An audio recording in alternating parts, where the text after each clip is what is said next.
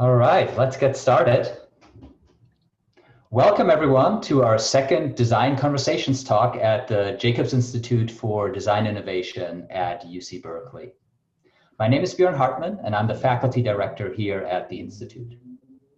This semester's Design Conversations theme is a continuation of a series we've been hosting for 3 semesters now. For whom, by whom, designs for belonging. In this series, we consider inclusion, accessibility, and justice as they pertain to today's debates on design and technology. Asking, how can today's lead designers work to reinvent design and technology to promote alternative methodologies and ways of life? We investigate design's historical and contemporary blind spots and invite 3 distinguished speakers each semester to share how their work considers and works toward a future of belonging. I have a few reminders for you. Closed captioning is available for this talk. You can turn that on in your Zoom interface. And I want to make you aware that this presentation is being recorded. Today, we're excited to welcome our second speaker in the series, Benjamin Earl Evans from Airbnb. Before I give you a full introduction, I'd like to make a few announcements and housekeeping reminders. Our next and final speaker for the semester will be Bryce Johnson, the inclusive lead designer at Microsoft, on Friday, October 23rd. You can register for that event on our Design Conversations website, which Lauren will link in the chat in just a moment. And regarding today's talk, we encourage you to ask questions using the Q&A function, where you can also upvote questions that other attendees have asked. Benjamin will answer questions following his talk, where Eric Paulus from the Jacobs Institute and I will trade off asking your questions. The Q&A for this talk will not be recorded, and I'd also like to note that Benjamin is unable to answer questions surrounding Airbnb's IPO and metric strategies. Benjamin has also agreed to take questions through our Design Conversations Slack workspace for up to 24 hours immediately following his presentation.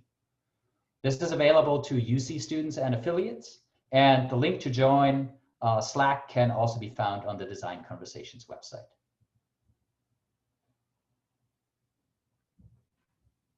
Now, our speaker for today is Benjamin Earl Evans from Airbnb's Anti-discrimination team. Benjamin's work considers the way design can be used to solve some of today's largest problems of discrimination in meaningful ways, recognizing that problems can be solved once the problem itself is understood and approached with curiosity and empathy. As the inclusive design lead, Benjamin's team works to ensure that all guests and hosts who use Airbnb services have equal access to the opportunities and services Airbnb provides, regardless of their race, sexual identity and orientation, disability, or other forms of discrimination and biases. He oversees the work both on the product side as well as the functional leadership, where he runs training and educational opportunities to broaden the understanding of discrimination in design. Benjamin's background is in classical theater, having attended the London Academy of Music and Drama before entering the design world. And he's worked in a multitude of arenas, from creating design thinking strategies for furniture companies to design support for Nike's operations. He has an entrepreneurial spirit. He also runs his own company, Offset, a collective of creative professionals who provide tools and strategies for building inclusive, meaningful design diversity. Please join us in welcoming Benjamin Earl Evans. Thank you very much for the wonderful, warm intro. And thank you to all of the organizers for inviting me here today, and also to all of you. It's an absolute honor to be here. And what I'm going to be doing today is actually just telling you a bit of a story. It's about how we at Airbnb are learning to use design to tackle problems like disparate impact, discrimination, and bias. We'll have questions at the end, and I will be online for the next 24 hours also to answer any follow-ups via Slack. So let's get started. So if you discriminate against me, then you are an awful person. See, that's what I used to believe, and that's because the first time that I was discriminated against, I woke up on the floor bleeding. I was a kid, and a group of white kids had heard that black kids don't feel pain. And so they picked up a rock and threw it, hitting me squarely in the face. And see, the interesting thing about discrimination and being discriminated against is that often it's not the sticks and stones and words that hurt the most. It's the feeling of rejection. It's being made to feel like you don't belong. And since that day, this idea of belonging has really become a core part of what drives me. Indeed, as an adult, it's what led me to spend, I think it was nearly 6 years traveling and working in cultures around the world. When I first started that period of life, I actually turned to Airbnb to find a place to stay. And I did what I believe most guests do to book a home. You join Airbnb, you search for a place to stay, you check that the host has a vacancy on their calendar, and then you send a reservation request with a message to the host asking if you can stay. And what I expected to happen was that the host would accept my request and then welcome me. But what actually happened is that I sent a request with a message introducing myself, where I'm from, the reason for my trip, and I was rejected. A single word. So I went to my second choice, another place that I looked at to stay. I checked the calendar was vacant and then sent a message.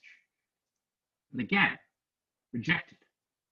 So I tried again and again. And every single time I was rejected by 12 different hosts in total, and it just didn't make any sense. You see, at the time I was a verified user. I have the money to pay, and my calendar and the calendar of the host is free. So why am I being rejected? And I began to feel that familiar sense that it might have something to do with the color of my skin. Now, on a whim, I decided to ask a friend of mine who is white to send the same message to the same dates to the same hosts. And she was accepted immediately.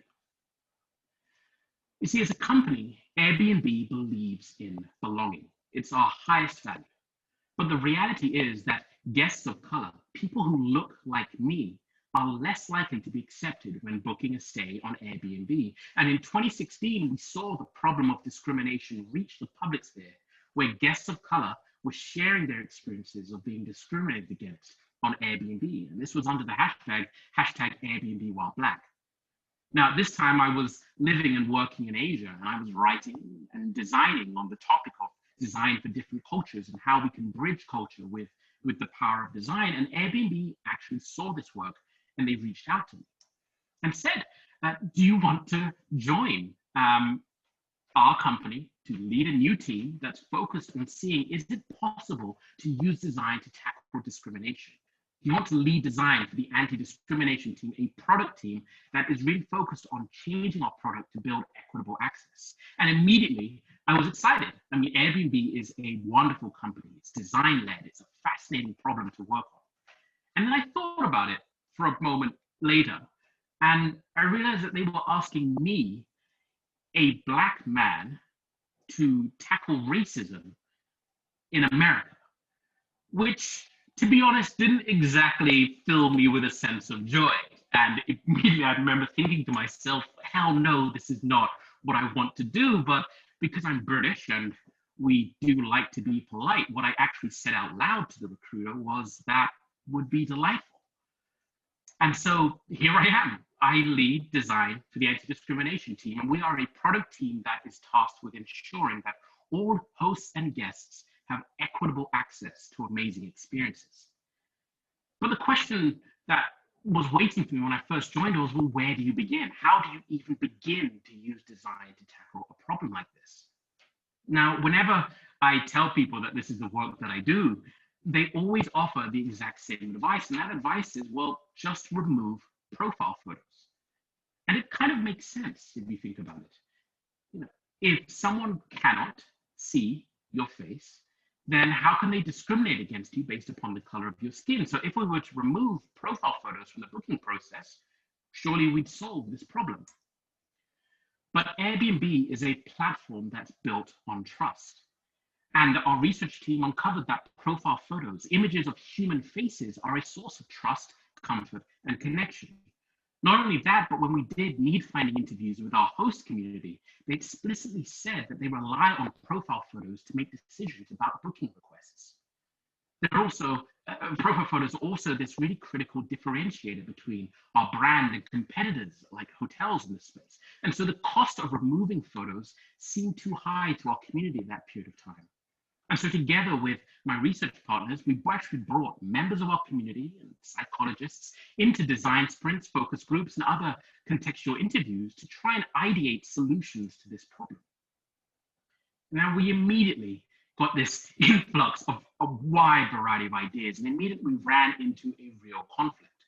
Because at the time, there was no precedent for this kind of work, for using product to tackle discrimination. And so there was no consensus as to what solutions could actually be.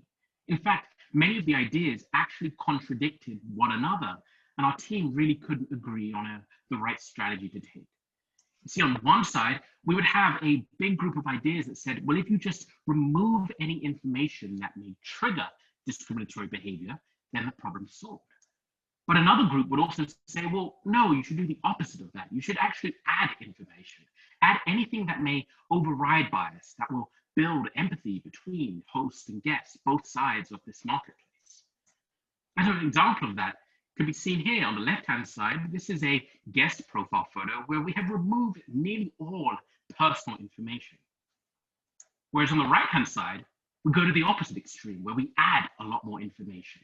It's wondering if we can find ways to surface commonalities and build things to connect and empathize over. And as we debated different strategies and ideas and tracks of work, we simply were stuck. We didn't know what to do. And so we did what a lot of product teams actually do, which is absolutely everything. We stack ranked the order of things, and then we started to work our way through a number of different experiments. For example, removing last names, seeing if we can maybe depersonalize profile photos. Then we tried actually surfacing commonalities all within the guest profile, so that if a host saw a profile, they may see that they have friends in common. Maybe we can bridge that empathy gap. Then we also looked at things like maybe there are grammar differences between different people from different backgrounds. Maybe if we create a grammar assistant, we can neutralize these errors and boost acceptance across the board. In that first year alone, I designed nearly 30, or actually over 30 experiments to try and boost the acceptance of guests of color. And although we had some amazing insights, nothing was having a pronounced effect on boosting the acceptance rate of guests of color. And once again, we were stuck. We needed to find something, anything that worked. And so we turned to a big bet, an experiment where we would remove profile photos from the entirety of the Airbnb experience. I formed a cross-functional working group, recruiting designers from different teams. And then we completed a comprehensive audit of all surfaces where profile photos were present. We then journey mapped these and tried to find out what are the key moments where a host would be looking at a guest profile photo. And then we designed a new experience where we removed profile photos across all key product surfaces. Now, when a host receives a booking request from a guest, they do not see a profile photo. However, as I was designing this new experience, something simply didn't feel right. You see, if hosts are consciously and explicitly rejecting guests based upon the color of their skin, and we remove profile photos, then what happens when a guest arrives at the door and a host sees for the first time that they're a person of color? Will removing profile photos push an online rejection into an in-person confrontation? You see, unlike a lot of other tech companies and product teams, we simply can't run very quick and fast experiments. We have to be very, very thoughtful because the downstream effects of our work is not a hit on bookings or property damage. It's potentially a hate crime. So I went back to the drawing board that night and sat up trying to find a solution. And I did what I think a lot of us kind of end up doing when it's late and we're creatively blocked. I ended up browsing Instagram and really actually exploring all different parts of the platform. And I had a backlog of messages I had no time to get through. But in amongst them, as I delved down into that other inbox that we all have that I don't think many people check on, I noticed a message from an unread message from someone I didn't recognize. There's a message from a guy, and he said, I don't know if you remember me, but we went to school together. And as we went backwards and forwards, it actually came out that he was one of the kids who had thrown a rock at me all those years ago. He said he had seen that I had taken a job tackling discrimination, and he wanted to reach out because something triggered with him and he wanted to apologize. And he said, to this day, I don't know why I did it, why he threw the rock. I think on some level I was scared, but I don't know why. And that message really got me thinking about the way that we've been thinking about this problem, the problem of discrimination on Airbnb, because whenever we imagine the kind of person who discriminates, we typically think of people who are explicit and conscious of their hatred. But I want to play just a very quick game, a puzzle, to illustrate an insight that his message and then my team's work has really helped us connect with and understand. I'm going to show you an image for 5 seconds, and all I would like you to do is to count out how many triangles you see. Now, you don't have to call it out. I think most of us are on mute, but if you can just think of that number to yourselves. So how many triangles do you see within this? Let's give you a couple of seconds.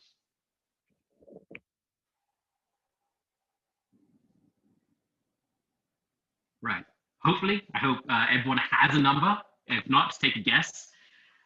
One of the reasons I love this image so much is that there actually aren't any triangles present within it.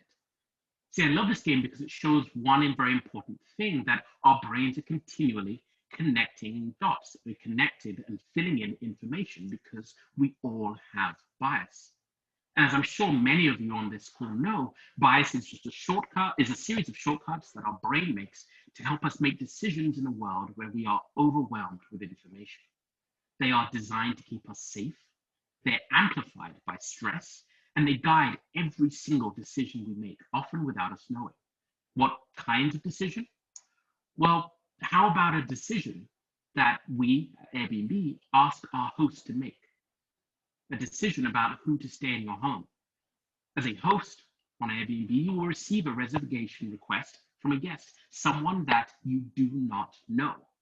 Then you have to make a decision under stress about who to accept or who to decline. And your home is the most intimate of spaces. And we, all of us, have been biased since childhood to both fear the unknown and trust the familiar. We've also all been conditioned to view people of color as an unknown, a source of fear.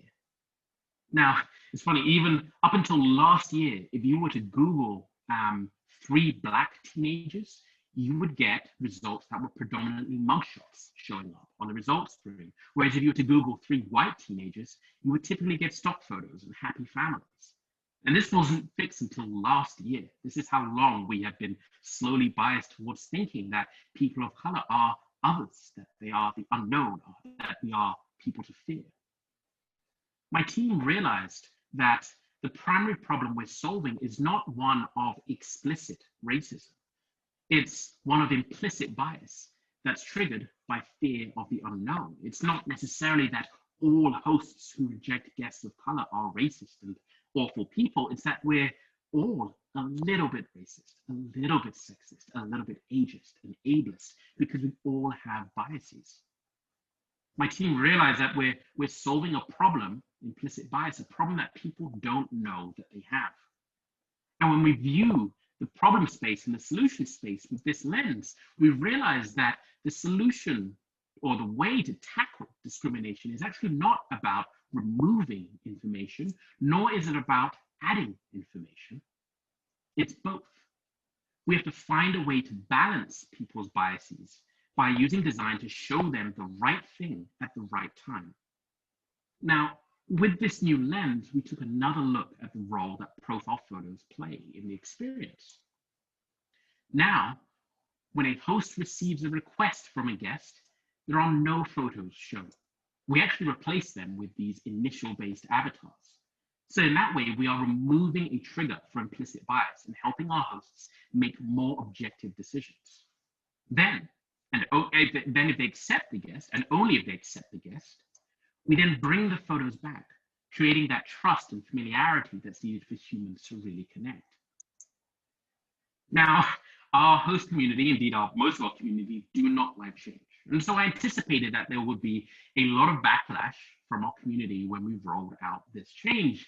But something I actually didn't anticipate was internal backlash, that our own internal design teams, from ICs to managers to e-staff, were resistant to the idea of running this.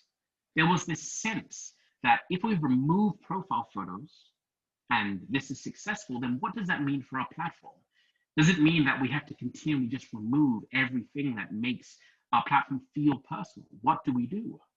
So what we ended up having to do with this process is actually go on a wide-ranging roadshow with every member of the product teams in our company. And to call something very clearly out, it's not that they didn't want to tackle discrimination, it's just there was an understanding gap that we realized that existed. In order to tackle this problem, we have to bring people on the journey. We actually have to be very inclusive in the way that we're building alignment towards tackling discrimination-related issues. And so over the course of about 6 months, we did 3 separate research studies. There are 60+ presentations, and indeed hundreds of meetings presenting not just the way the world will be once we have launched this experiment, but also what this means. What does this inclusive way of thinking open up for the potential of representing people in a variety of different circumstances? How does it help advance our understanding of what builds belonging? And the moment that we took people on that journey, they suddenly understood and were entirely on board across all of our teams. We eventually launched the experiment 1 week before Christmas, and to be honest, I was terrified. See, although this is a small and somewhat ephemeral change within the booking process, I was worried that we would launch it and there would be immediate backlash from our community, that bookings and other business metrics would completely tank, and that I would get this call from our CEO saying I've wrecked the core of what the platform is. But the experience itself didn't have any of those negative effects. Indeed, it worked. We increased the acceptance of not just Black guests, but actually all guests of color. Bookings were actually up across all guest segments. There were fewer rejections and more bookings. And even more impressive is that once we ran the analysis on reviews that were left after a trip, we found that Black guests in our treatment group were having great experiences, which means that we found a way to neutralize some of the bias within the booking process, increase acceptance, and create great experiences with little adverse effects to the core platform. Now, to be clear, this is just the beginning, and we have not solved discrimination. We have so much to learn, and there's still so much to do. These are societal issues that no one platform is responsible for or ever can truly solve completely. And although this story may seem like just an overwhelming success, I also want to share something vulnerable within it, a failure of mine that the process of learning how to use design to tackle this problem helped me understand. See, even though my job is to tackle bias, and even though I believe and aspire to practice empathy in all that I do, I entered this problem space from a place of bias, judging people who would discriminate through the same lens that they judged me. I viewed people who discriminate as exclusively being bad. And something that this process has taught me is that obviously we all have bias, and that being the case, we as product leaders, designers, product managers, engineers, people who make things have to understand that we cannot build products and services that make people feel included until we first confront our own biases. And this insight seems all the more relevant in today's society, where our differences are being weaponized and used to make us feel like we are more different than we are alike. This track of work has really unlocked a number of initiatives that my team is leading now to not only reduce discrimination within product experiences, but also to give our product teams the awareness, knowledge, and incentives that they need to take this work forward so that they can make inclusive product choices. One of them is called the Another Lens framework, and the creation of that was led by Andy. PM on my team. And it's a framework to help product leaders understand their bias, to help creatives be more conscious of who they're designing for. Now, you can actually access this online. If you just Google Another Lens, it will come up.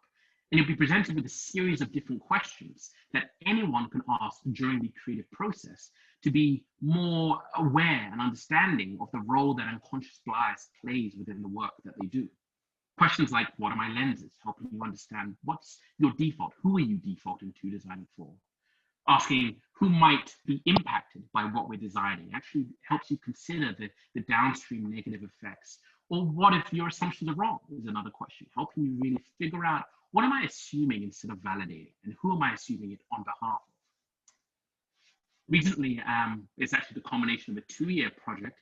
We built Project Lighthouse, which is a pretty groundbreaking effort actually to uncover, measure, and mitigate disparate impact on digital platforms. And we've released this under a common good pattern so that any company can actually use this to understand where one group is having a different experience based upon their perceived race. And more recently, we actually created this in partnership with leading civil rights groups and privacy orgs. And this is kind of a wonderful upside to working to tackle discrimination, is that the same groups that were rightly very critical of Airbnb in the early days have now come on board as our partners. So we're able to build this consensus, this group, this alignment towards more and more people making inclusive product choices. And basically last week, I believe it was, we actually launched inclusive design training, Inclusive Design 101. And this again helps us anchor into inclusion as a source of joy. This is a screenshot of one of the very first pilots where we spoke about the Another Lens framework, where we shared the story that I've just shared with you, but also really tried to share and help people understand how you can confront and challenge your own bias without ever needing to feel guilty for having it. Because that, I think, is one of the core goals of what we need to do, is to bring more and more people on this journey and not be leading with shame, but be leading with inclusion as a source of joy. And that's because I believe that design is one of the most powerful tools that we have to drive positive change in the world. It's about more than pixels or prose. It is a craft that we can use to create a better future, one in which we all feel seen for who we are, accepted wherever we go, and welcomed because we all belong. Thank you very much for listening. And if there are any questions, I would love to answer them. All right, thank you so much, Benjamin. We will jump into the Q&A momentarily, but before we do that, we're going to turn off the recording.